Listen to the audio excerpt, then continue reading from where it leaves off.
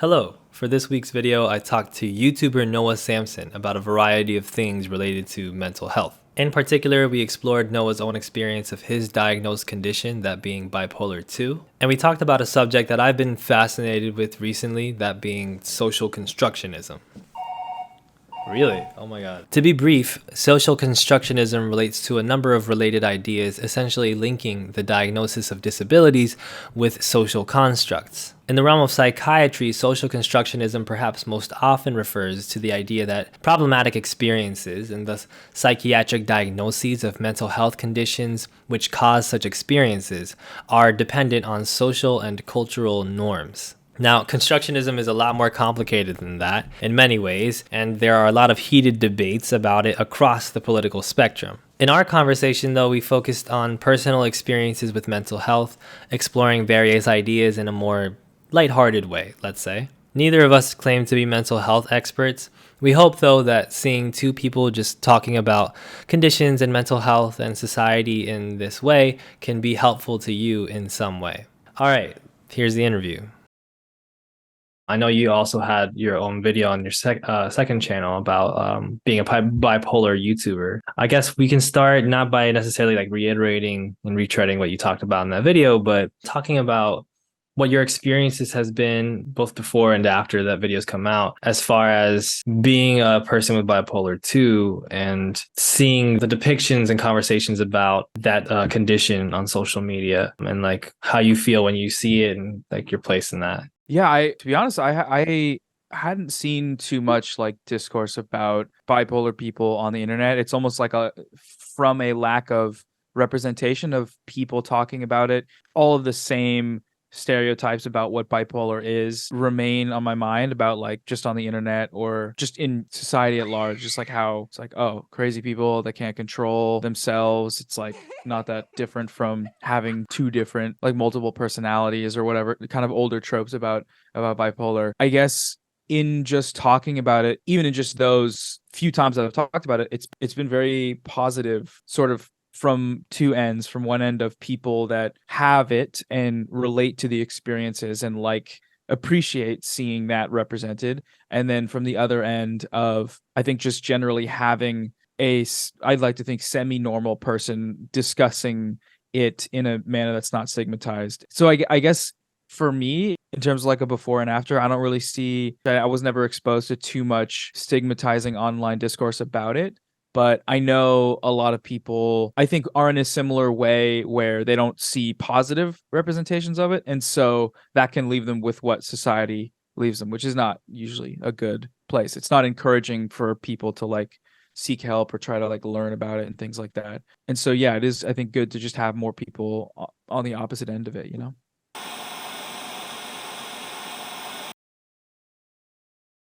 It's interesting you talked about saying like a semi-normal person, and that sort of idea of normal and normativity, I think, has such a huge part in even the conceptualizing of conditions and disorders like this. There's always discourse among disability activists and theorists about how much is socially constructed versus how much is like something that's observably almost like naturalist or natural. For you, the diagnosis of having bipolar 2 and your understanding of that, medicating and addressing that publicly, has that had some impact in your perception of yourself as being abnormal or normal? Does that have like a negative or positive impact on you? Like, how do you sort the normativity aspect of that out? I like that you seized on the use of the term normal, because I have been trying to use that word less, although it's like a part of my vocabulary to like, just as like a something that's normal to me, where or someone's being like a little weird, I say that's just not normal. You're not being normal, almost pejoratively.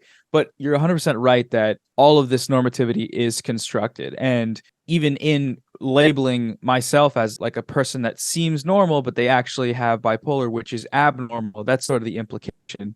And that's definitely not like the direction I want to go. But 100%, like I think about like Kanye recently, you know, all the stuff that's been going on with him. I think that you can see a world where socially we look at that, we see the obvious serious problems with what he's saying and say, that's not normal. That's not what a normal person does. This person is suffering from mental illness. Obviously, you can't explain it all away with mental illness or with bipolar. But it doesn't always look like that. It doesn't always look like crazy heinous things. And I think, yeah, just being able to talk about how just because you feel like you're not normal doesn't mean. I'm losing my train of thought. My cat is at the door. Just give me It's 1 second. okay. I have a cat here as well. But, well, what I'll say on that, I think sometimes we're also harsh on ourselves about our vocabulary, which maybe that's part of the way that we understand things being like online and how people usually sort out like thing bad, stop doing it. But when it comes to norms, like norms and normal stuff, it's a pretty inescapable terminology. It's very useful to have a socially accepted construction that you can just say is normal, even if we understand also in two minds, like that on the other hand, there's also problems with what the norms are, right? I think a lot of the struggle when it comes to mental disorders, some people will describe their disorder as disability, depending on the situation. And like, obviously there's legislative aspects to that. But whatever the condition may be, there's a feeling of like, for instance, if you have bipolar, like that's a problem. And now I have to medicate so that I can do right my job, or like so that I can go to school. And then on the other hand, when we become critical and we try to become conscious of these things, we also realize that the job kind of sucks and like school sucks. And like maybe not being good for those things is actually a good thing. And then we get in this uncomfortable place of like, am I trying to be normal? Is it bad that I am different in this way? And am I being, pathologized because I'm not fitting something that already sucks? So for you, like, do you feel like your path has been a trying to be normal? What's your own sort of journey with it like, as far as what you try to do with understanding your own condition? That's such a good thing to bring up. The way I view my value as a human operating in society is heavily dictated upon things like the ability to output work, or the ability to find traditional success, or the ability to like do these things. And so for a lot of the time that in my bipolar phases that I've been depressed, so much of like what's important to me about that situation is getting myself fixed so that I can get back out and do stuff. And now obviously being depressed inhibits you from doing a lot of different things, not just working. But the main kind of value structure in my mind is I want to be successful at something. And if my depression is inhibiting me, then I need to get rid of that depression. I mean, to think about it in the opposite end of like, oh, well, what if I'd prefer to just stay where I'm at, stay out of the pharmaceuticals, live how I want to live like as a human being, and reject the obvious pressures in society to contribute, to the creation of capital, then yeah, it's like in my mind a totally valid argument. But the actual value systems it's hard to divorce yourself from that, especially if you're someone who's like just starting to learn about diagnosis and starting to kind of recognize patterns. That it took me a very long time. It wasn't until like 5 years ago or so that I was diagnosed. And so like all growing up, I had these different things going on and I didn't know. And so there's different like levels of understanding. And yeah, once you get to a place where you see that, oh, like once you finally make it to a stable mental health place, and then you go to hell every day, or just where, based like working for me, it felt like that. I don't know. It's like, what is this really worth it? Is it really the best thing? Even though it might be the best thing as we conceive of it for society, it doesn't feel like it's that great.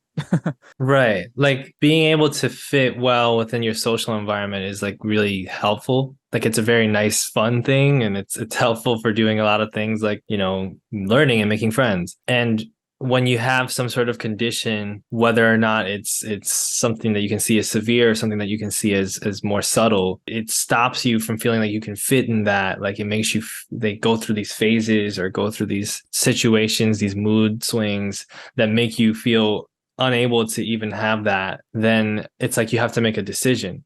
And I think that that's what real agency is like not necessarily that you're going to have your life the way that it's supposed to be in your mind as you imagine it perfectly, but that you recognize what your situation is and you recognize what choices you have, and then you make the choice that you feel most comfortable with. I think one of the big things is like school. one of the formative things that built sort of my politics as well as my journey towards understanding myself was that experience of being like, I'm in school and I'm not doing well. And people keep saying I have all this potential and I'm really smart, but I don't care enough. But I know that that's not true. And also, if I don't care enough, so what? This thing sucks anyway. Like, who cares about this? And all these kind of feelings. And I think school is a place where people very much, this context through which when you're young, you're classified and you're very much outcasted. And it's also the place through which you build your understanding of the world. Like that's the place where you start seeing people categorized, you start being in competition and comparison with people, and you start noticing who gets the benefits, why the rich kids seem to do well and go on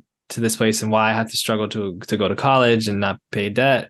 I always got like pretty good grades, but I kind of bullshitted a lot, most of it. Like I was able to pull off grades by, yet I didn't learn very much at all. Like I Right. learned the basics, but I didn't learn a whole lot. And I think probably having good grades is its own form of like I'm able to escape that sort of stigma or like negative feeling towards how I rank among other people, because it is the hegemonic like ideal of Yeah. being good at school or whatever. That story in itself paints a not a great picture of that system, because coming out on the other side with the quote unquote achievement and you didn't really learn anything, that's not great. You want to learn stuff. You want to feel like you spent your time well and like you have a holistic experience of education, but that's just not the case. And obviously for me the social factors weren't as prevalent for like school itself, but just that the way that system's set up is itself a sort of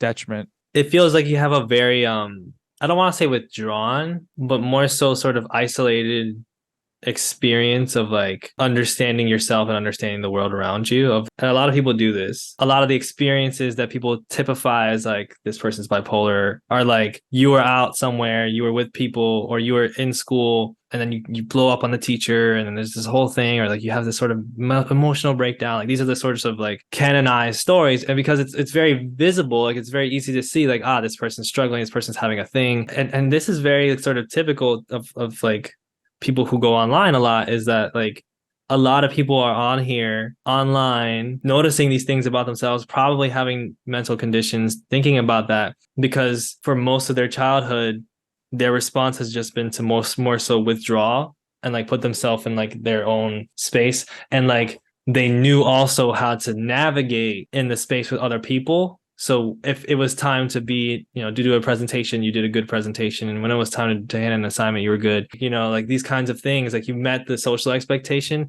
but you never felt like a part of it or connected to it either. You were just kind of like, I'm meeting the criteria. So then there's no real way that they can tell you, there's something wrong with you. Like it takes a while before you're like, oh, this is actually a thing. Like this is actually a problem. We withdraw so much from the rest of the world that we don't really get a chance to have to confront the idea that maybe we have this condition, or maybe that there's these conditions outside that are problems. Or even that we don't have enough feedback. We don't have enough Yeah. external sort of information sources or reaction, possible areas of reaction and interaction to learn that about yourself. 100%. Yeah, totally. Yeah. And like everybody's like, well, you're so normal though. Like, oh, Noah's super chill. Like, I can't believe he would have. I think you also like the way you talk about gender has like a similar thing too. And this is a thing that you tackle a lot with masculinity, where it's like you do the gender pretty well, right? Like you gender well, you meet that expectation well, but then also internally, that there's these contradictions, or you feel it, or you sense it. But as you're growing up, the only thing that you're really focused on is just meeting the criteria so that people leave you alone. Yeah, all of that, 1,000%. It's interesting because when I reflect, or like when I've thought back to that feeling of like putting on that sort of, or just subconsciously learning how to act to fit that standard. I haven't thought about that in a while, but when I have thought about it, it's felt like disingenuous, like it's not like I'm faking something, as Right. opposed to it being a learned response and a learned behavior, and a learned not just from like interactions, but from like just media culture, whatever Yeah. dictates how I view you're supposed to look like as a normal person.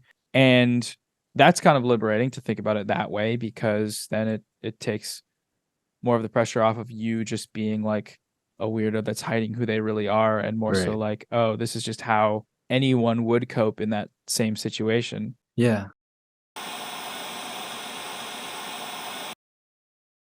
I talked about sort of my experience with probably having ADHD, and like I've never gotten formal diagnosis. So I'm always couching language a little bit, but that process of sort of realizing, well, there's something about me, right? Like, well, I know that there's something here going on. That in and of itself is very important.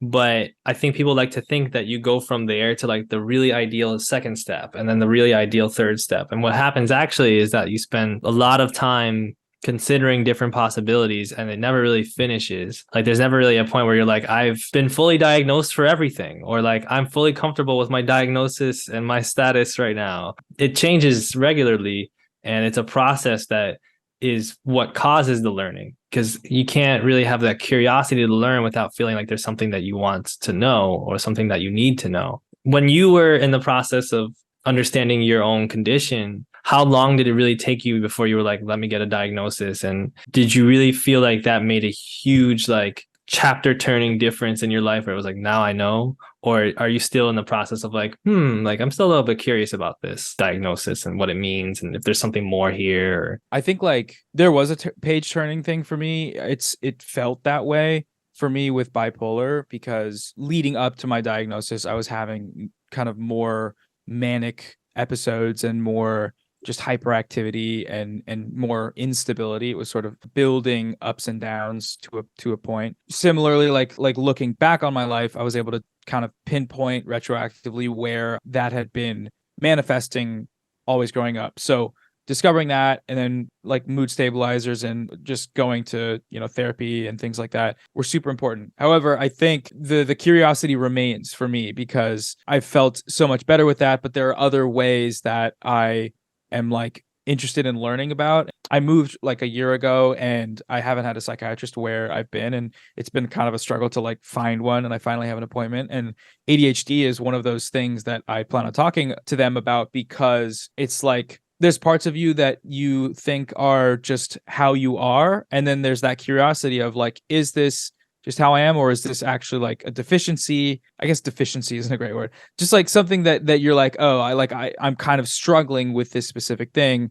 which is different from the other things that I Right. was struggling with before. So can this be addressed, or is just how I am? And a lot of times, sometimes it's just, you have a quirk, and that's totally fine. But also, I mean, I do think like the education and understanding about just the different types of things, the different types of traits that you may display, and then, learning about it, I don't think it can ever really hurt. And yeah, so like for me, ADHD is one of those things where when I notice I like am needing to do a lot, or needing to sort of do things that I'd never done before, like write video essays, I really struggle with it. There's kind of a part of my mind that's like, oh, if I just go and get diagnosed, then I'll be able to do that thing.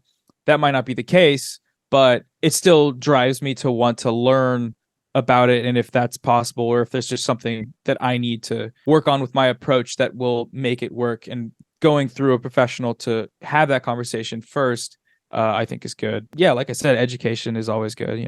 Yeah, of course. When you were in that period before your diagnosis, did you, in your mind at that time, think I might be bipolar? Or was it just like, I don't know what's going on, or I don't know if something is going on? Yeah, it was that I just don't know. Like I you don't even know that you don't know. You're not Right. thinking at it from that. You're thinking at it from inside of the experience, as opposed to like detaching yourself from it and viewing your actions in an objective manner. It might have been at my first appointment where I learned what bipolar was really late on to actually experiencing it. And that definitely, it's a weird feeling, because it's like, oh, this isn't, just who I am. This is something that's actually going on with me sort of mentally.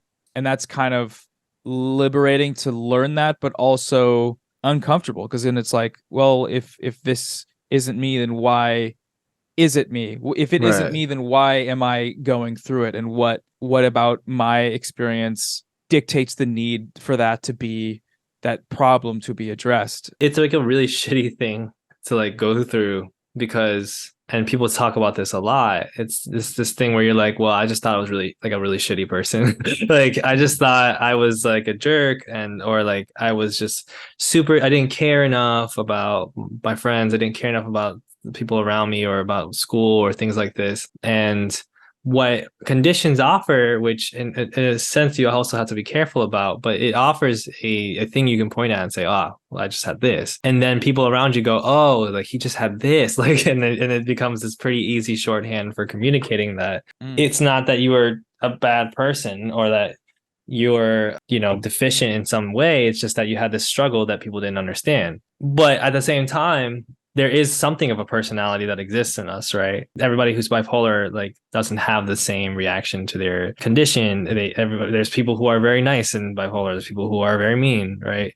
And there's something to where we're like also obviously very influenced and conditioned by our surroundings, by the conditions of our lives, right? So part of it was that for me, I recognized that I was just different and I had issues with school and attention. But part of it was also that there was turbulence in my house. And part of it was also that school was terrible, right? Like school was a really terrible experience. Generally, there was all this pressure that was being put on me when I wasn't really doing anything that wrong in the first place. Even if I was in this point where I was flunking out of all of my classes and getting kicked out of school, that's not because like I'm a shitty person, right? It's not just because like, well, either he has ADHD or he's just a bad kid. It's like, well, that's just a reaction, right? It's a response that's perfectly like a perfectly acceptable thing to happen to a person. And then it becomes that thing where again, you're kind of like, I need to make a choice about what I want to do here because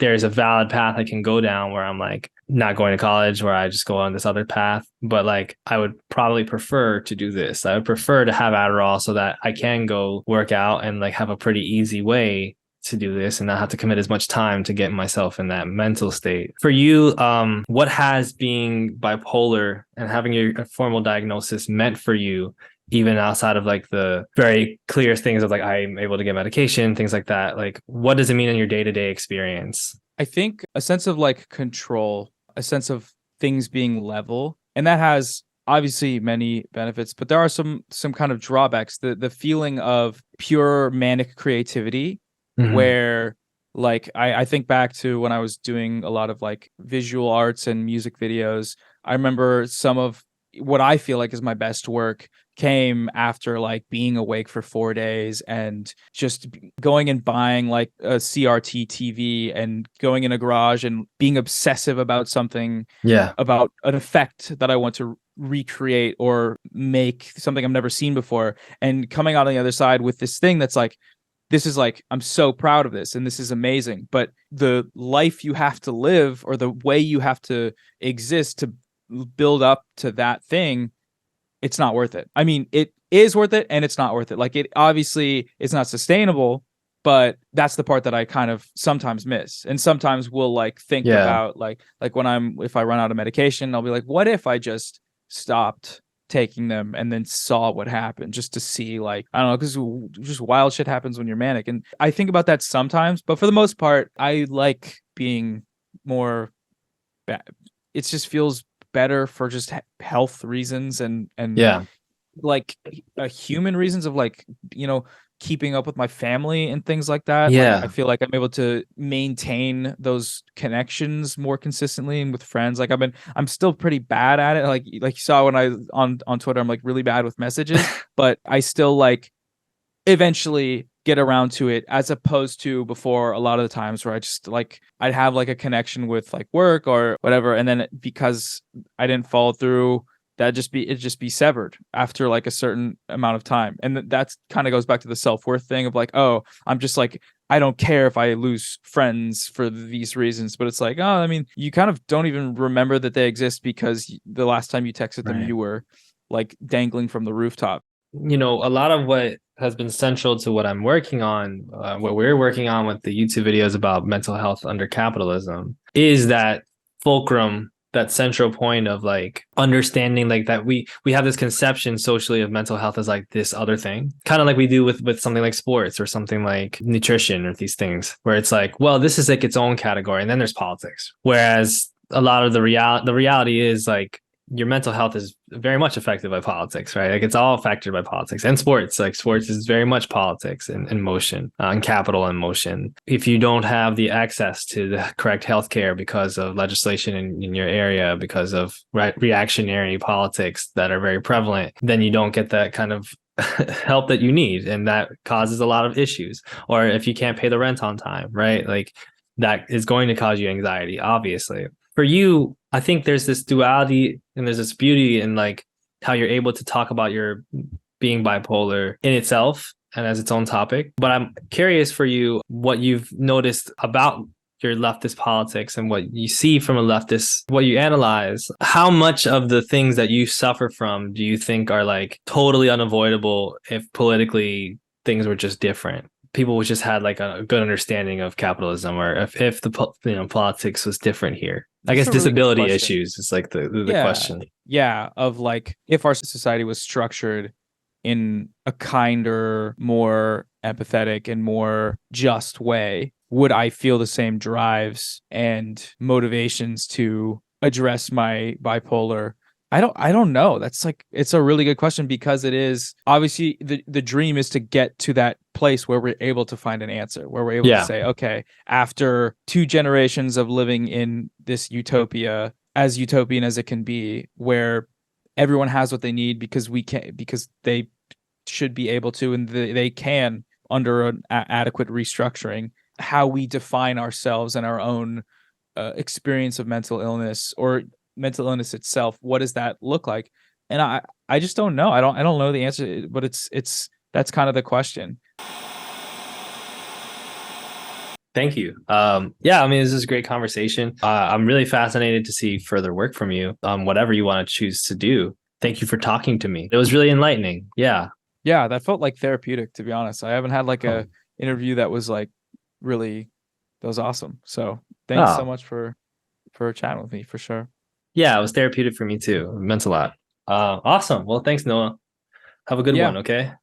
Hello again. Overall, I had a great time talking with Noah, and I hope you enjoyed our conversation. If you'd like to see it in full and see us talk about other things like leftism and parasocial relationships, you can check out my second channel, Talking with Elliot, for the full thing.